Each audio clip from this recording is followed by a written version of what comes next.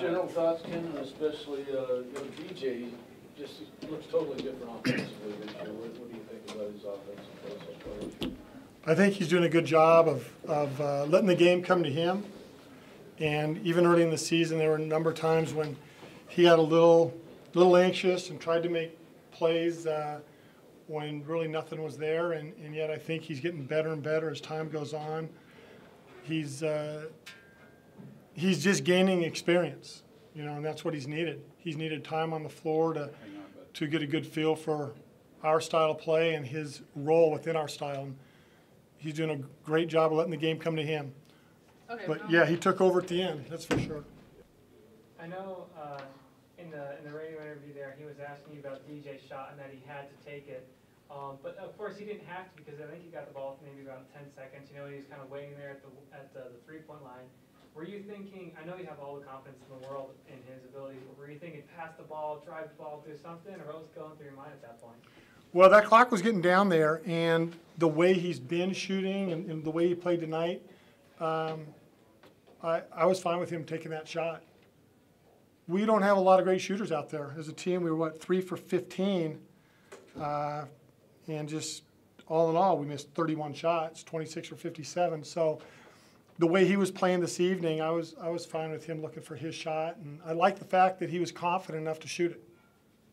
If he's shooting the ball that well consistently, how much does that help Brock that there's another player in the front court? Oh, it helps tremendously.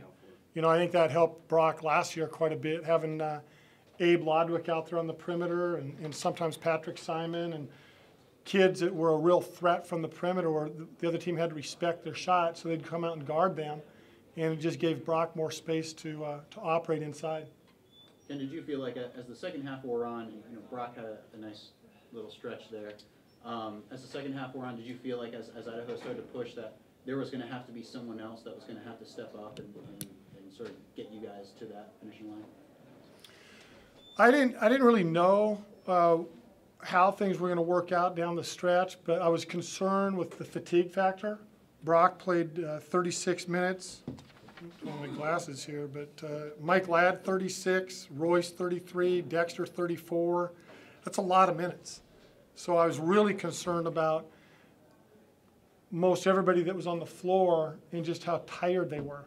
Because the other 2 games that we lost that were close at Pepperdine and against Texas A&M, I think fatigue really played a part in that last 4 or 5 minutes of those games. And so I'm glad that we were able to persevere. Against Arkansas last week, it seemed like you guys had a little bit of trouble with their zone. It seemed like tonight you guys were able to get a little more penetration. Were you happy to see that? Yeah, I was happy to see that, and I think our ball movement helped create that, where we moved it and we moved it and we moved it, and then we were able to attack some gaps. You talked about having a close game like this, and then you've had some blowout wins earlier in the season. What do you like to see more from your team? What do you appreciate more, I guess? I would prefer games like this. I think these are the type of games that prepare you for obviously big games. I mean, when you blow a team out every once in a while, it feels good because you get to play other guys, and that's great.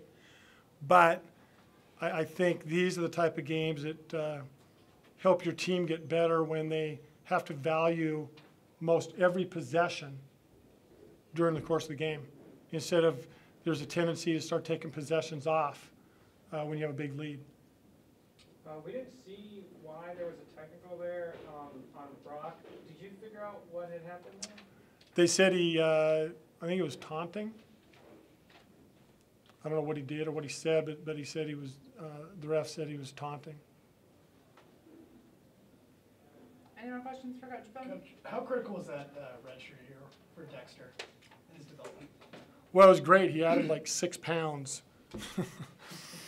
We were hoping he'd put on some weight, but he ate a lot and did everything he was supposed to, and he put on 6 total pounds. So he went from 166 to 172, and now he's up to about 175. So that year was a big year.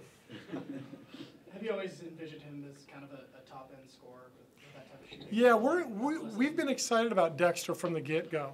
We recruited him, and again, I'm being facetious, obviously.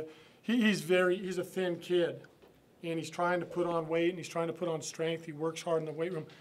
but he's always had some great athleticism. He's quick, he's fast, he's probably our best athlete on the team, and he can shoot.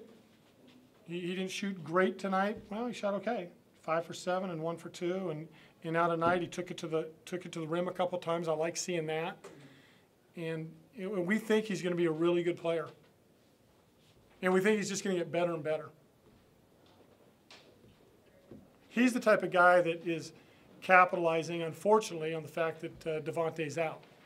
You know, if Devontae was in, Dex probably would not be receiving the minutes. But it's great for him, and it's great for us that he's playing well, but it's really good for him to gain some confidence in what he's able to do.